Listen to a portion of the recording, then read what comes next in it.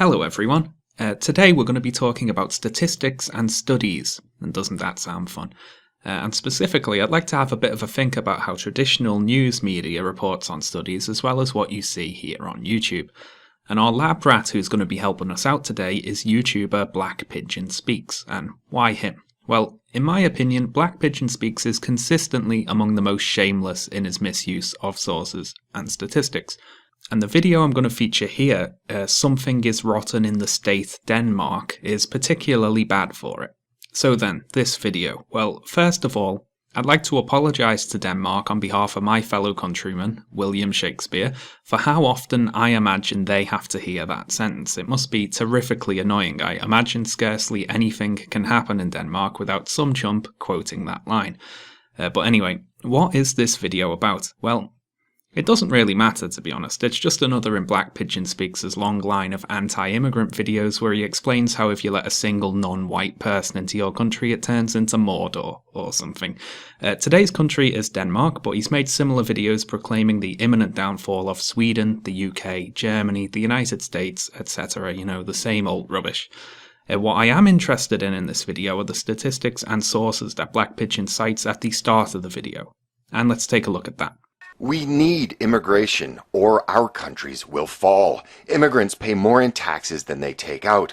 We need immigration to shore up our pension systems. And what's more, vibrant, mass, non-Western immigration is culturally enriching and must continue indefinitely. These are the arguments that are consistently and without fail used by academia, the controlled media, and the political class to justify mass, uncontrolled demographic replacement.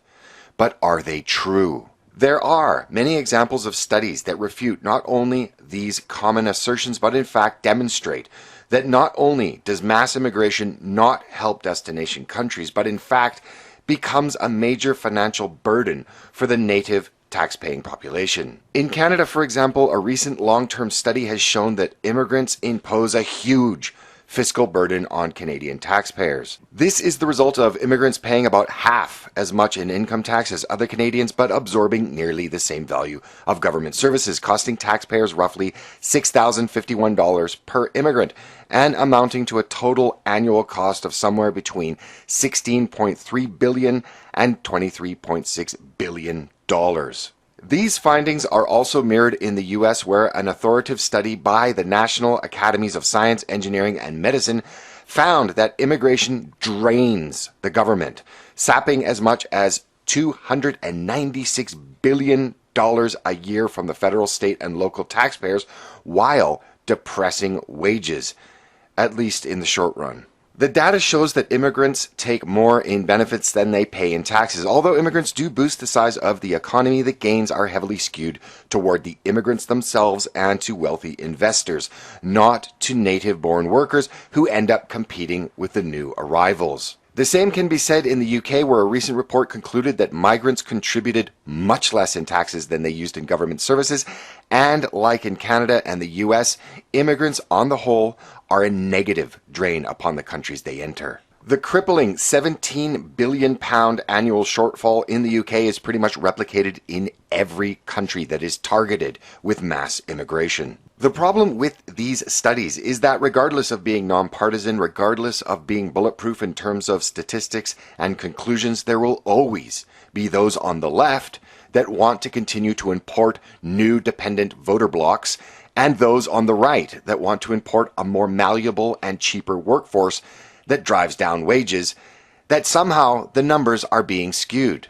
So Black Pigeon rattles off a few pro-immigrant arguments and then says they're invalid because they're refuted by the stats. And he cites 3 studies which are supposedly non-partisan and statistically bulletproof. Those studies being, in America, the economic and fiscal consequences of immigration by the National Academies of Sciences, Engineering and Medicine. In Canada, Immigration and the Canadian Welfare State 2011 by the Fraser Institute.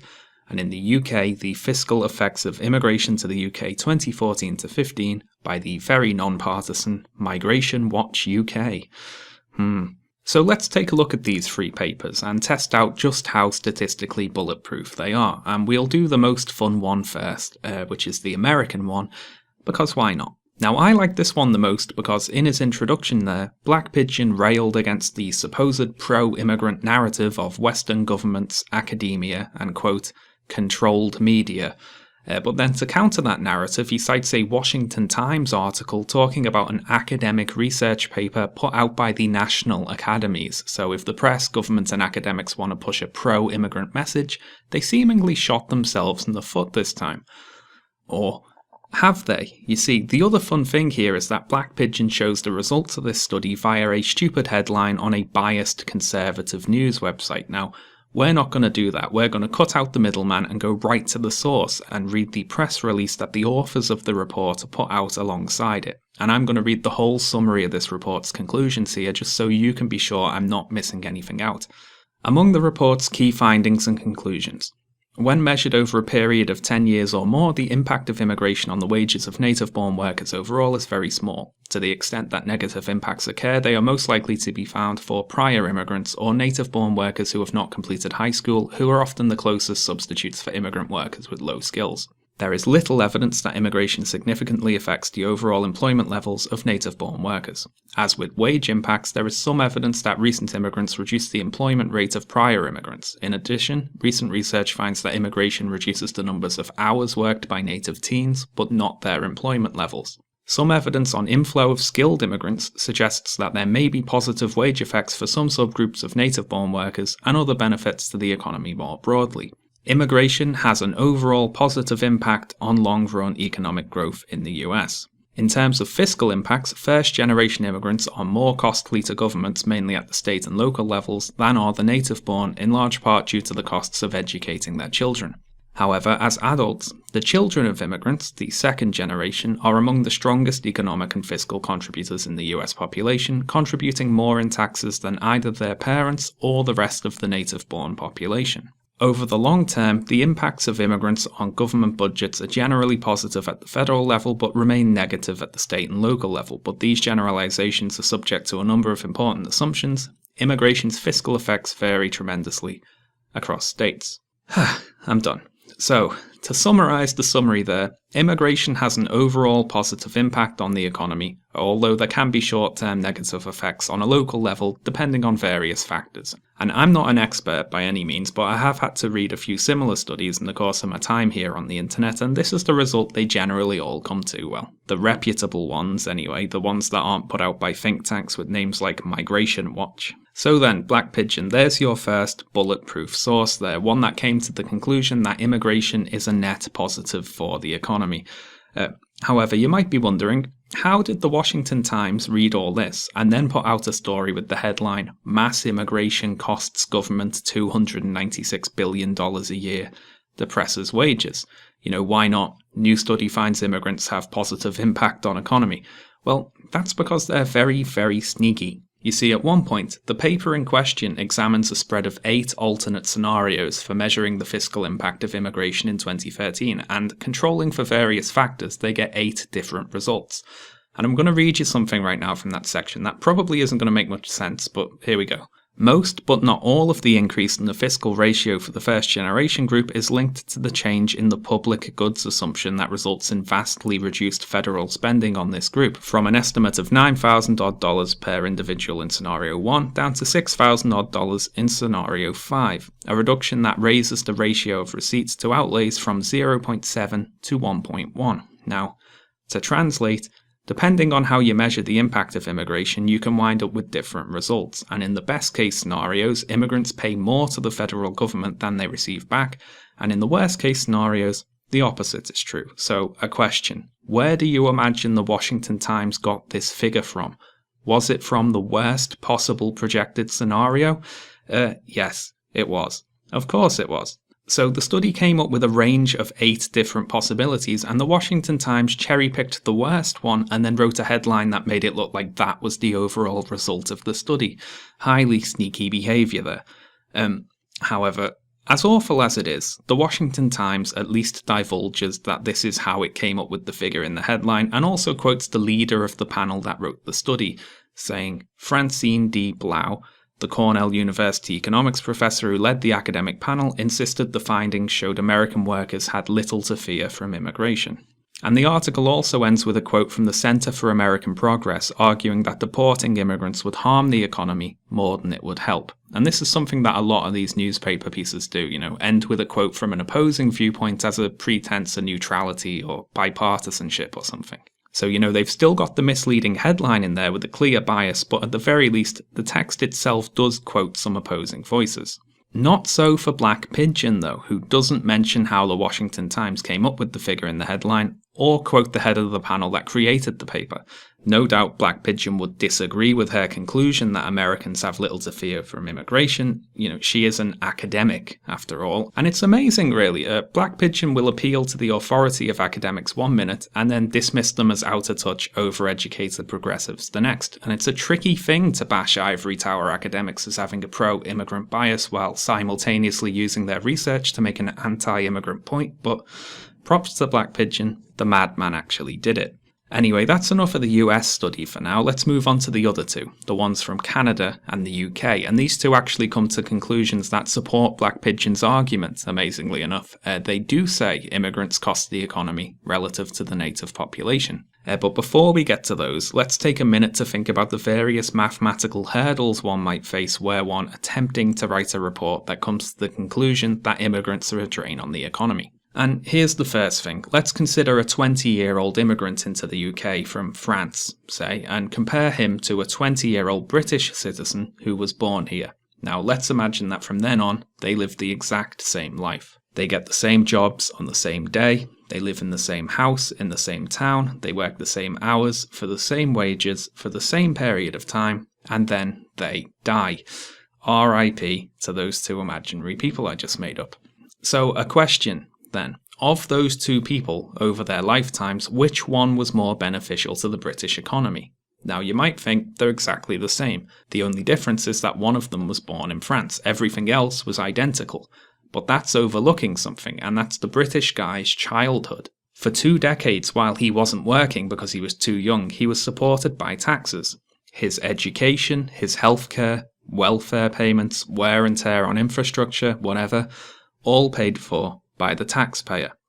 For the first however many years of his working life, he's essentially paying back the cost of his childhood. Not so for the French guy. France paid to keep him alive for 20 years, the chumps, and then he came over here and started working and paying taxes in our country. Unlike the British guy, he's an immediate benefit to the economy. So that's the first hurdle there. If we consider lifetime costs when comparing immigrants to the native population, immigrants have a big head start. And here's the next hurdle. As noted in the study we just looked at, immigration can have short-term negative effects on a local level. Let's imagine a town in the UK that has exactly enough builders, say, to do all the building work required. And then a bunch of immigrants move to that town, most of whom are builders themselves. Now, that's going to have the effect of driving down wages for builders there, as well as probably reducing their hours worked. Now, the reason we say this is a short-term negative effect is because over time, this situation remedies itself, you see. All of those extra immigrant builders need clothes, food, housing, entertainment, transportation, etc., and the increased demand for all of those things leads to those areas expanding and taking on more people. So for every job an immigrant takes, they create a job by way of their increasing the demand for various goods and services. So we come to the hurdle. If considered over a long enough period of time, any localized short-term negative effects of immigration average out and disappear. But as a side note here, this still sucks for the original builders who were put out of work, of course, and I'm sure it wouldn't be much solace to tell them, oh, don't worry, you might be out of a job right now, but trust me, it's good for the economy in the long run. Certain people, depending on where they live and what they work as, can have perfectly legitimate worries about immigration, and these worries probably do too often get dismissed as just working class racism. And to be fair, a lot of the time, there is a lot of racism mixed in there as well, and it can be hard to see past that, but there is often a real economic worry there. Now, the trick is to recognise who is at fault here and blame the system and the government for lying about the effects of immigration and not having adequate protections for people who are put out of work, rather than blaming the immigrants themselves who, well, they didn't set up society this way, they're just individuals trying to get by like anyone else. Anyway, now a third hurdle is this. In times of recession, the native non-immigrant population of a country also take out more than they put in, because it's a recession. So if the years you choose to measure the cost of immigration are the years immediately following a recession, you might end up with figures that say immigrants are a net loss for the economy. But that might also be true for the non-immigrant population for that time period too. But we'll talk more about this when we get to the UK report. So how would someone trying to deliberately come up with numbers that say immigration is a net loss for the economy get around all of these problems? And to be clear here, the authors of the next two reports are the Fraser Institute, which is a libertarian think tank in Canada, and Migration Watch UK, which is a right-wing pressure group in the UK. They want to come up with stats that say immigration is a drain on the economy so they can get all those juicy tabloid headlines. So how would one go about it? Well, the main tactic is something that I like to call stat cropping, which I'm sure there's an actual term for, but I don't know it. It's the same tactic used by climate change deniers to, quote, debunk global warming. For example, if we look at this NASA graph of global surface temperature change in its entirety, the overall upwards trend is quite clear, but we can cherry pick specific date ranges contained within it to show instead a cooling trend. So the Earth either showed no temperature change or actually got cooler between the years of 1970 to 77, 77 to 86, 87 to 96, 97 to 2002, 2003 to 2012, and 2012 to 2014.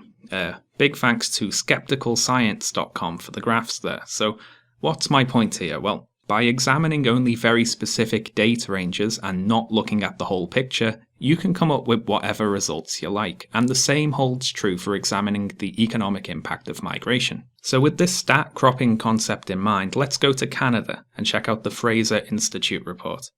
So this report is Immigration and the Canadian Welfare State 2011 by Herbert Grubel and Patrick Grady. And it's worth noting here that Black Pigeon Speaks again shows the findings of the report via a news headline, this time from the National Post. And this article starts out by saying the report was immediately criticised as telling only part of the story. And it also quotes Herbert Grubel, the report's author, as saying, "We're not here as a country to do charity for the rest of the world." Sounds like a lovely chap. So why was this report criticised as only telling part of the story? Well, let's read a report about this report. It's reportception. So this is Fiscal Transfers to Immigrants in Canada by Mohsen Javdani and Krishna Pendekar. I'm sorry for butchering those names there, probably.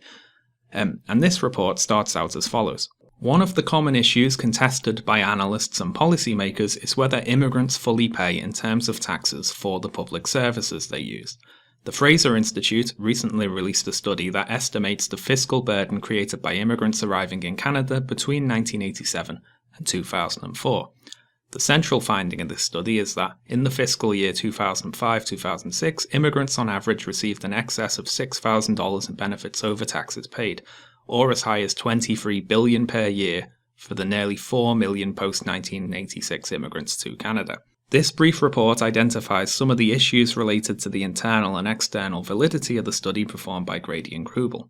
There are a number of errors and inconsistencies in their analysis, and this report presents a corrected estimate of the fiscal transfer that they sought to estimate. And let's read a few of their conclusions. Grady and Grubel present results on the fiscal transfer between all Canadian residents and recent immigrants, as defined as the difference in taxes paid between these groups less the difference in benefits received.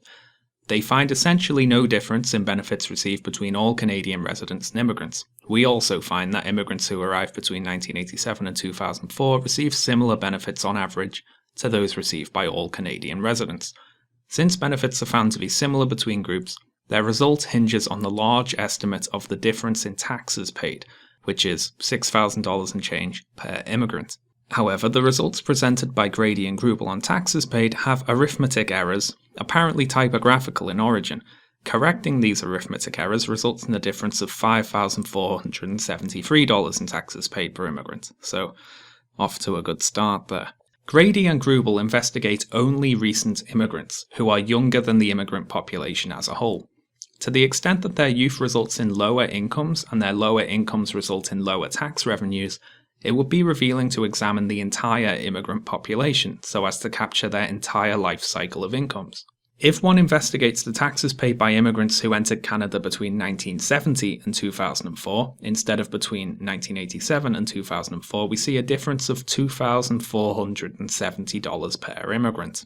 We also find that immigrants who entered Canada between 1970 and 2004 receive an average of $345 less in benefits than do all Canadian residents. And here's why I mentioned stat cropping earlier. The authors are only considering recent immigrants who are generally younger and poorer and therefore pay less tax. When you consider the whole immigrant population, as this report does, you get a very different number. But that isn't Grady and Grubel's only trick with the numbers there. The next one is particularly shocking. We also argue that comparing the taxes paid by immigrants to those of all Canadian residents and computing a fiscal transfer is somewhat misleading because the group of all Canadian residents includes immigrants. Therefore, it's not a transfer from one group to another. Apart from the Canadian-born residents and immigrants who entered Canada between 1987 and 2004, the sample of all Canadian residents also includes non-immigrant residents, immigrants who entered Canada before 1987, and immigrants who entered Canada in 2005. These people are irrelevant to the calculation of fiscal transfer and serve only to bias the results. A more relevant comparison would be between taxes paid by Canadian-born people and those paid by immigrants. For immigrants who entered Canada between 1970 and 2004, the difference is $2,696 per immigrant. Turning to the benefit received, we find that these immigrants received an average of $554 less in benefit than did the Canadian-born. So what does all that mean? Well, Grady and Grubel aren't measuring the immigrant population against the native-born population. They're measuring the recent young immigrant population against the population of Canadian residents as a whole, which includes the older, richer immigrants. So once immigrants become sufficiently old and rich, they count as non-immigrants in this study for purposes of making the more recent immigrants look like more of an economic burden. It's highly deceptive there. And this trick worked. The National Post article starts out, "Immigrants to Canada impose a huge fiscal burden on Canadian taxpayers," while failing to mention that those Canadian taxpayers also include immigrants. And the report goes on, pointing out Grady and Grubel's other calculation errors and misleadingly cropped sample sizes, and comes to the conclusion that they were off in their estimation of the cost of immigration by about a factor of 10. So, well done, lads.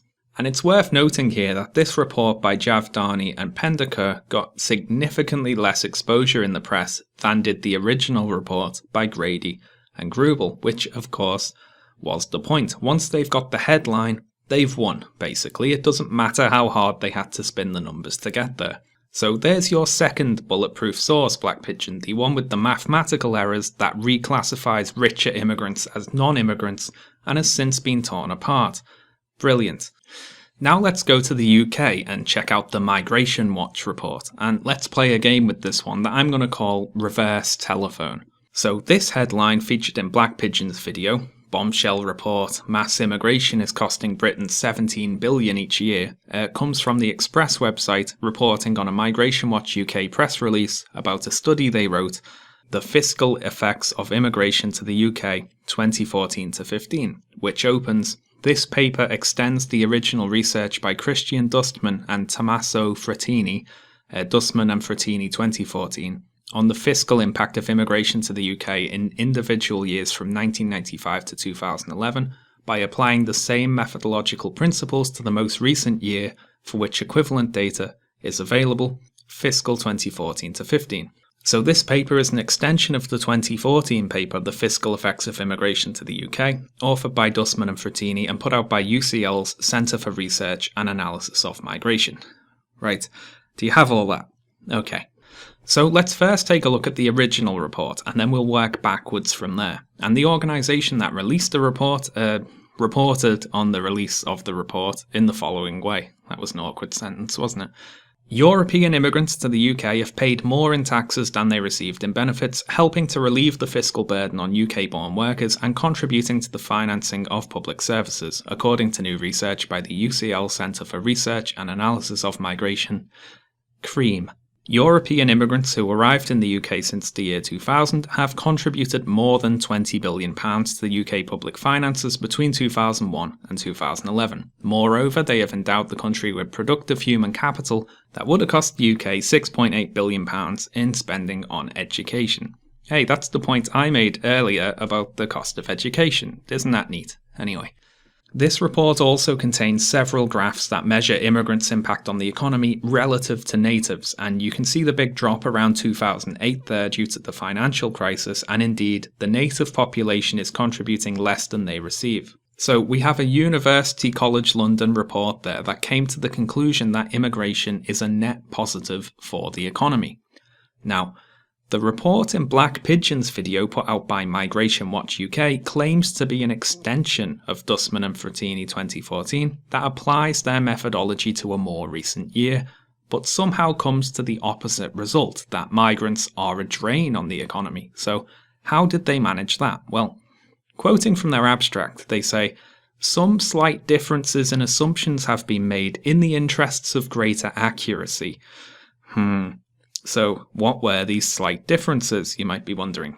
Well, we can read the Centre for Research and Analysis of Migration's response to the Migration Watch report and see exactly what they think of it.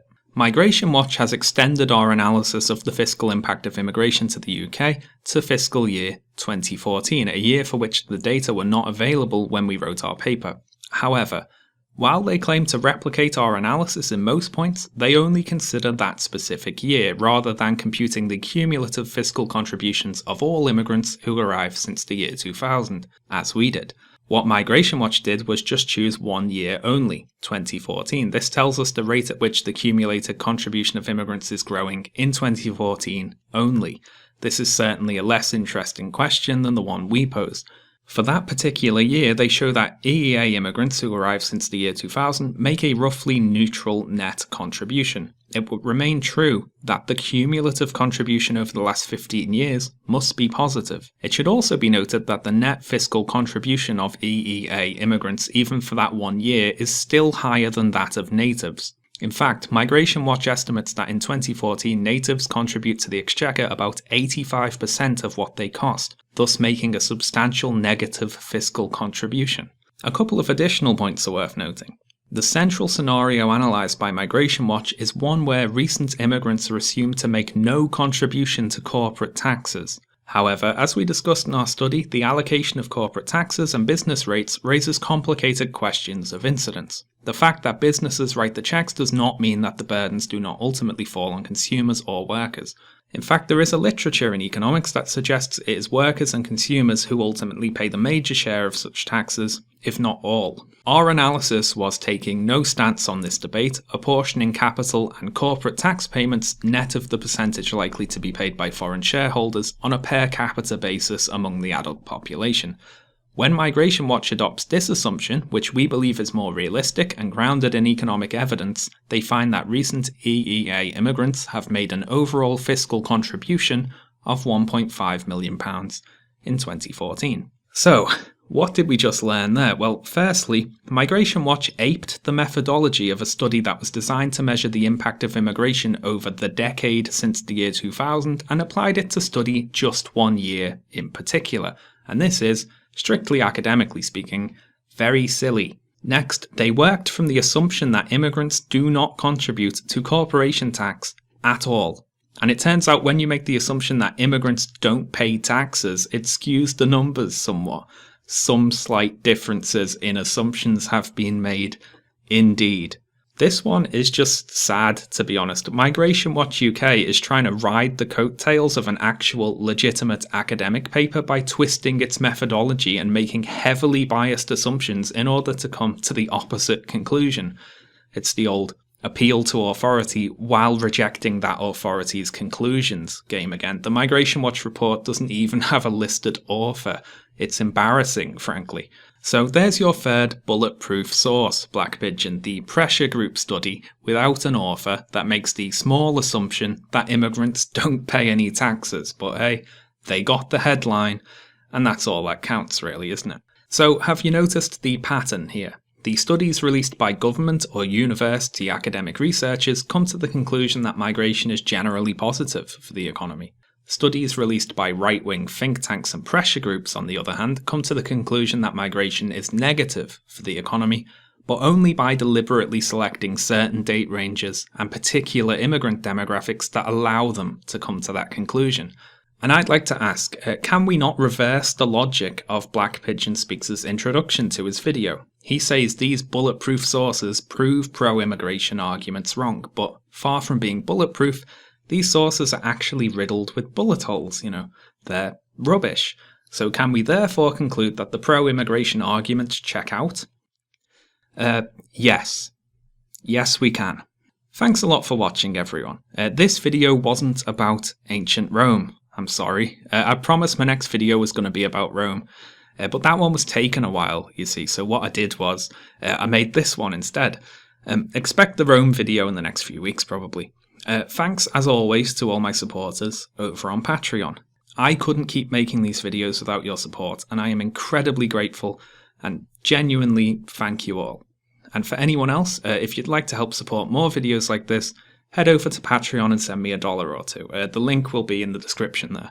Also, follow me on Twitter and all that jazz, if you like. Right, thanks a lot everyone. See you next time.